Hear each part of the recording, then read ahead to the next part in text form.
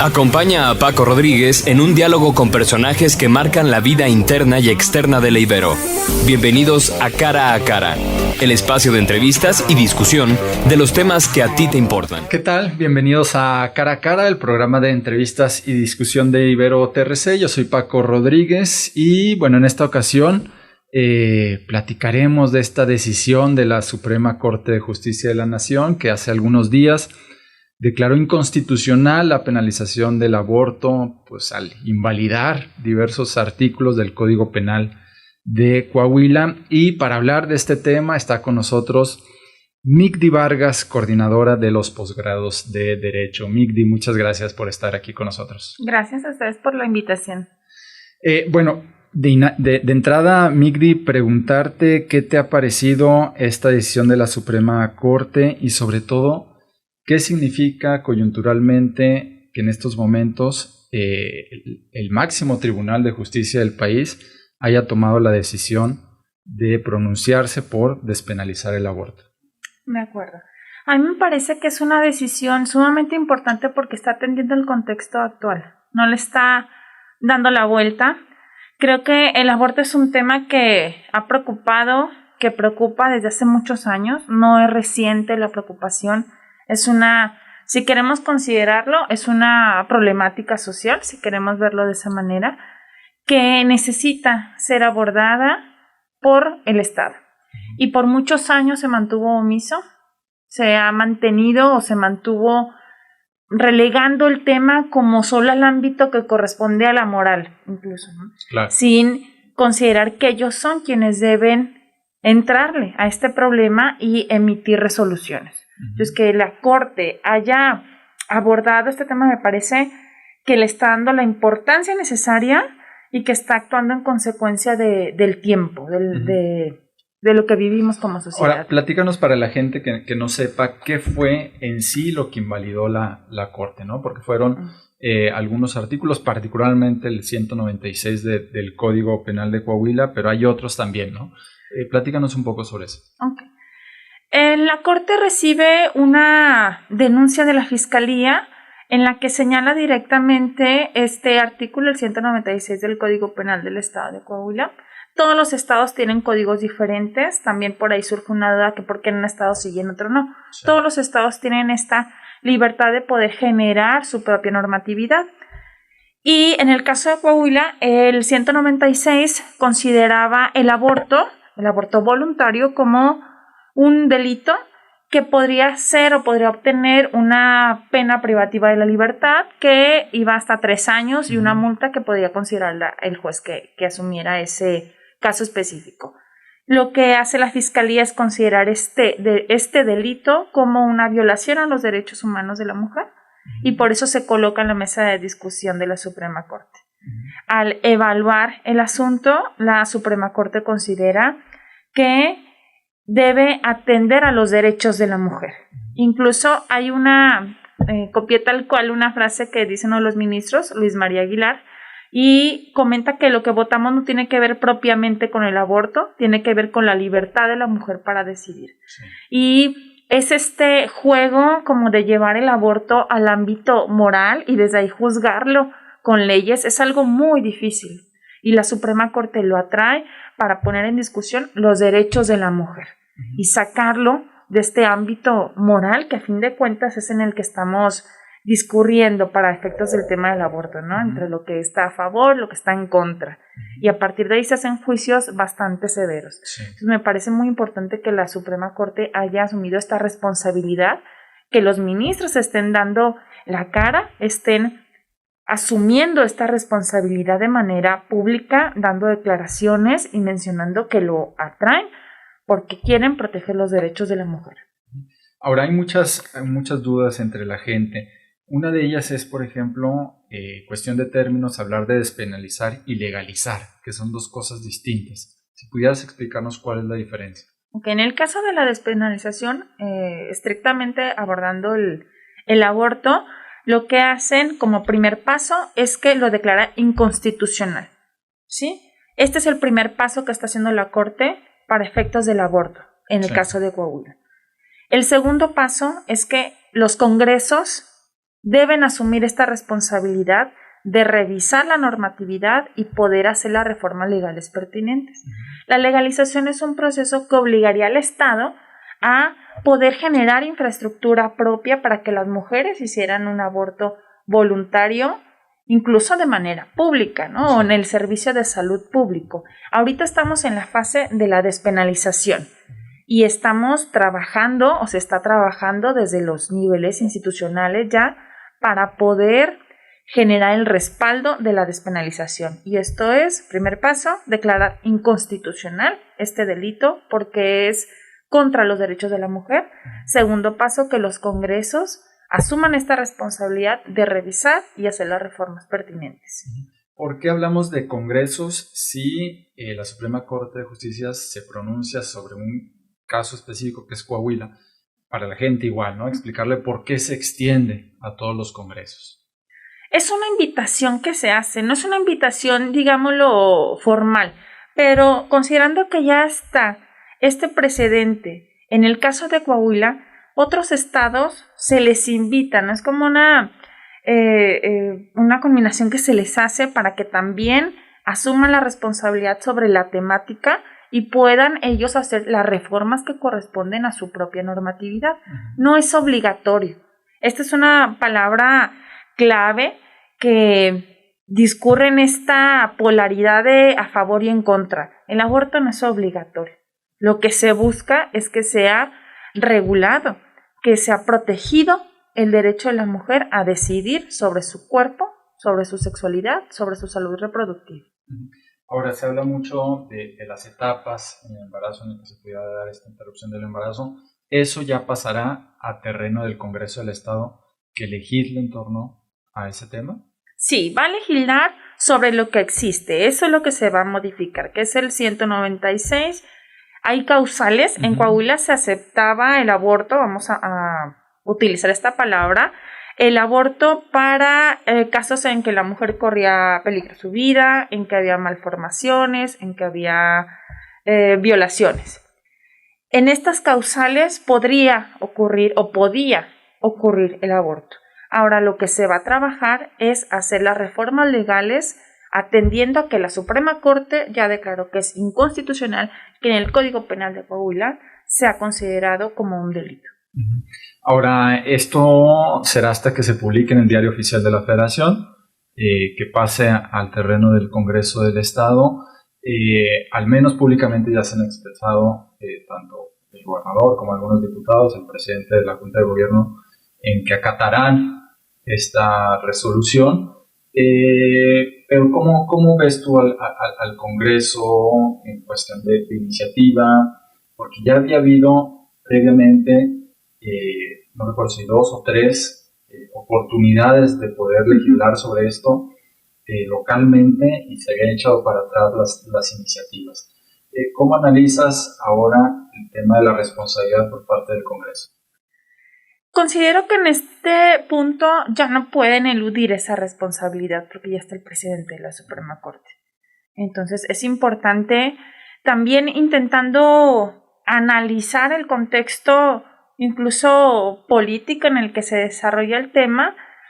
Considero que es normal que ahorita todos estén manifestando sus ideas, ¿no? A fin de cuentas existe una libertad de expresión.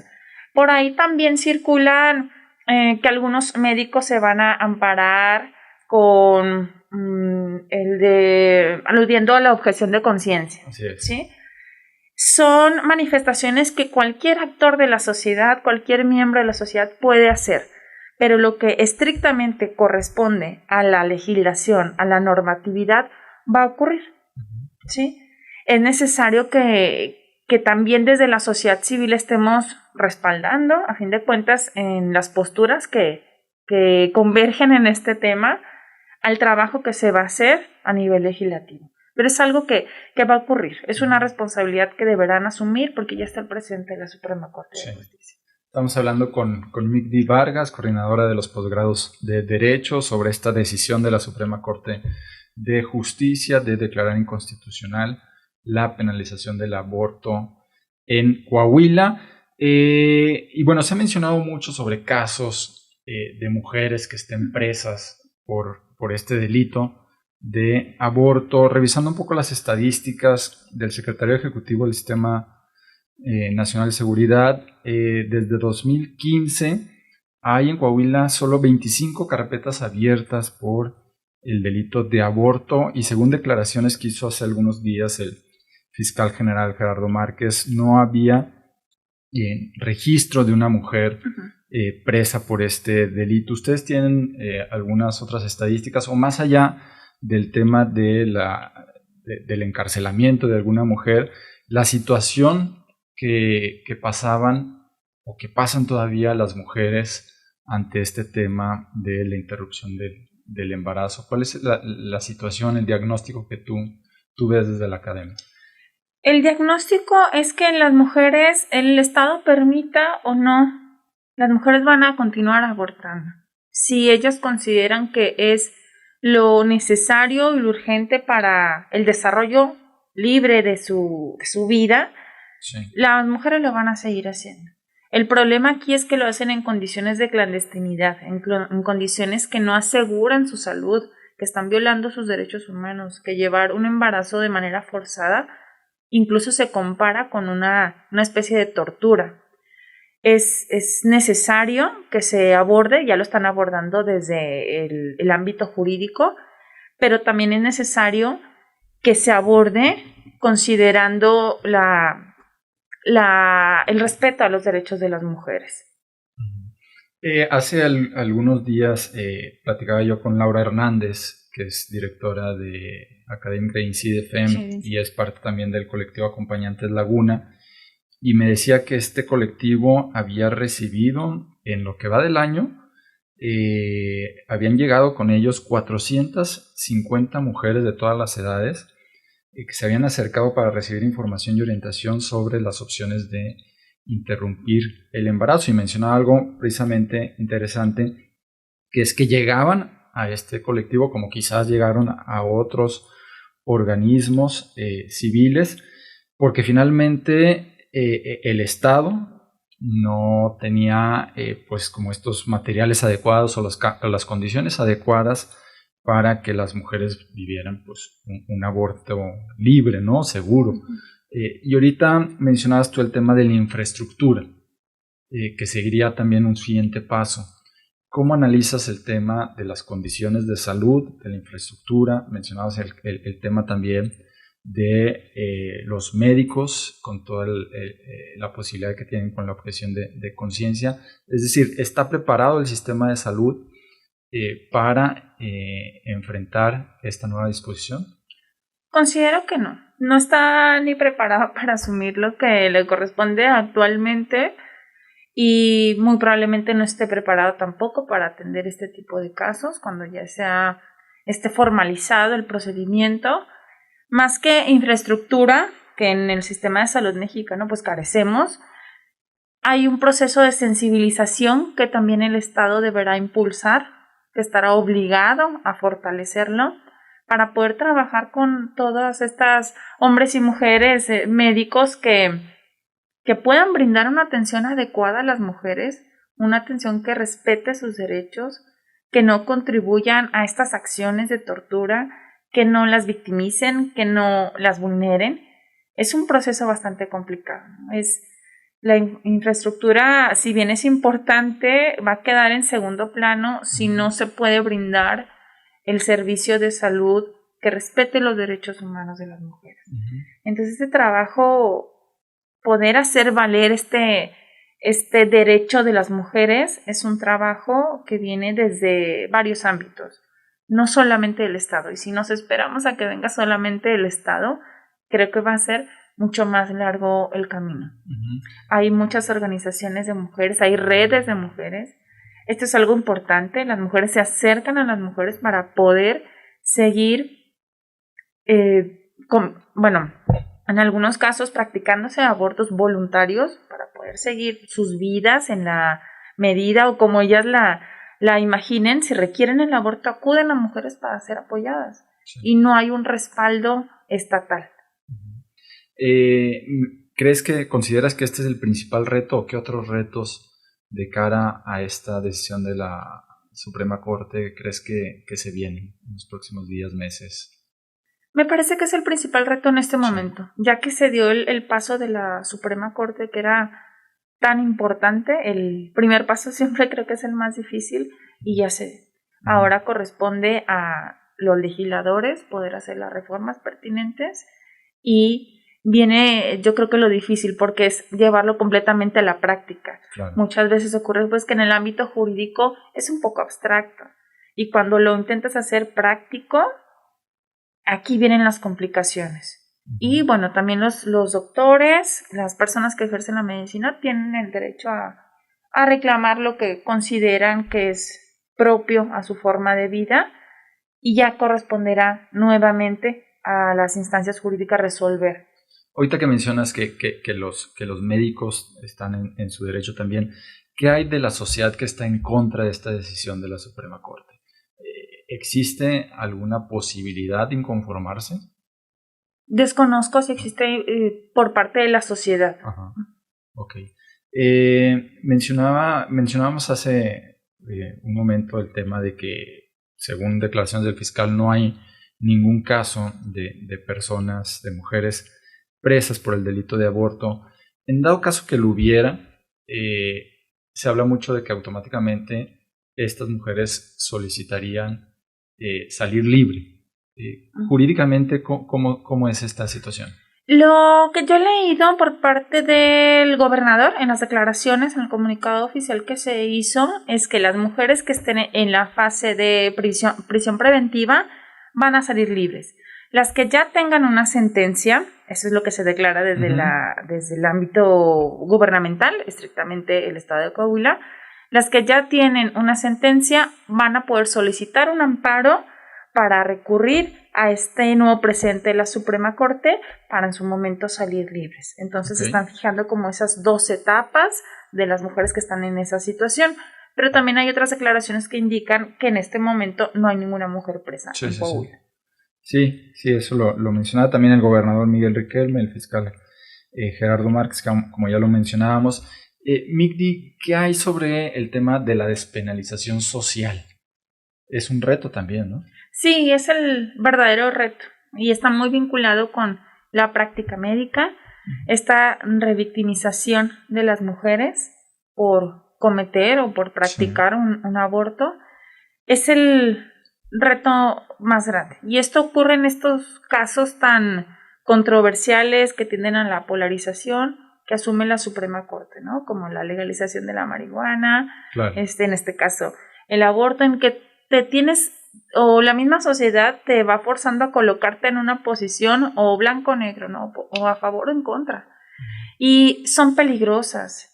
Estas posiciones siempre son peligrosas en las discusiones porque no permiten ver toda la realidad de lo que está viviendo la persona. Claro. En el caso de una mujer que decide practicarse un aborto de manera voluntaria, juzgar si es buena o mala, incluso lo podemos ver en las redes sociales, ¿no? Ahora que estamos tan inmersos en esta dinámica de las redes sociales que pueden funcionar como tanto a favor como en contra, vemos una cantidad de amenazas, de insultos, de humillaciones hacia las mujeres que se practican un aborto, sin considerar cuáles son las necesidades de esa mujer, cuál es su contexto, cuáles son sus posibilidades. Simplemente se da una sentencia social que puede ser incluso una carga mayor que las que imponía el Estado. También es importante considerar en México se habla de movimientos pro vida, ¿no?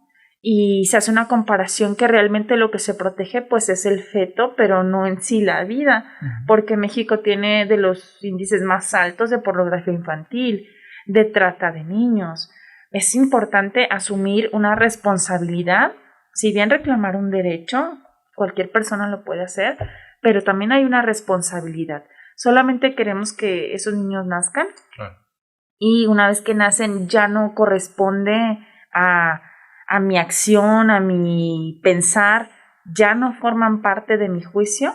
Entonces es importante como que tejer de manera más fina estos juicios, porque siempre vamos a encontrar circunstancias particulares en las mujeres que deciden practicarse de manera voluntaria un aborto.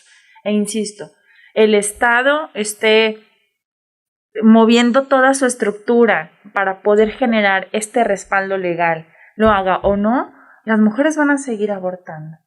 La temática va a continuar, la problemática, insisto, si así se quiere ver, va a continuar. Sí. Lo que está haciendo el Estado es estar a la altura de este tema. Preguntarte, Migdi, ¿crees que esta decisión de la Suprema Corte debería estar acompañado de otras legislaciones también? ¿De otros cambios?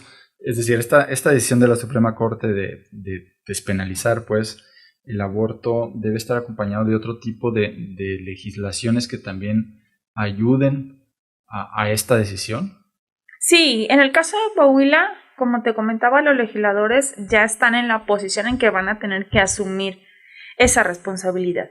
Y otros estados, incluso hace 2 días o 3 días, en Sonora o en Sinaloa, no recuerdo si fue en Sinaloa, donde también se declara inválido el artículo que indica que se debe proteger el derecho a la vida desde la concepción. Sí. O sea, la Corte está asumiendo este análisis en los estados que así lo están solicitando y se está acotando, esto es muy importante, el ejercicio que está haciendo la Suprema Corte es acotarse al enfoque que le da cada estado. Claro. Entonces, si bien se necesitan más instrumentos normativos para poder completar, para poder respaldar de manera adecuada el ejercicio de este derecho, sí, pero también la Corte se está adecuando a la normatividad de cada estado. Sí. Cito ya por último lo que declaró el ministro presidente Arturo Saldívar. A partir de ahora no se podrá, sin violar el criterio de la Corte y la Constitución, procesar a mujer alguna que aborte en los supuestos que ha considerado válido este Tribunal Constitucional. A partir de ahora se inicia una nueva ruta de libertad, de claridad, de dignidad y de respeto a todas las personas gestantes, pero sobre todo a las mujeres. Muchísimas gracias, Migdi Vargas. No sé si deseas agregar algún comentario más. No, estoy bien. Creo que se desarrolló bastante bien la plática. Te agradezco mucho el espacio y agradezco también que exista este esfuerzo por abordar temáticas que nos corresponden, que muchas veces queremos evadir por estos sentimientos encontrados que puede generar, estas opiniones, pero es cuestión de discutirlas, de ponerlas sobre la mesa. Digo, ya la Suprema Corte está haciendo este ejercicio, ¿por qué desde las instituciones no? Sí, completamente de acuerdo, la necesidad de discutir los temas de carácter público. Y pues agradecemos a Migdi Vargas, coordinadora de los posgrados de Derecho, por haber estado hoy con nosotros. Gracias, Migdi. Gracias. Y gracias a todos los que nos escuchan y nos ven. Gracias a Adrián García en los controles. Gracias a Beto Rubio en la producción. Yo soy Paco Rodríguez. Nos encontramos a la próxima. Esto ha sido todo por el día de hoy. Nos vemos cara a cara en la próxima emisión.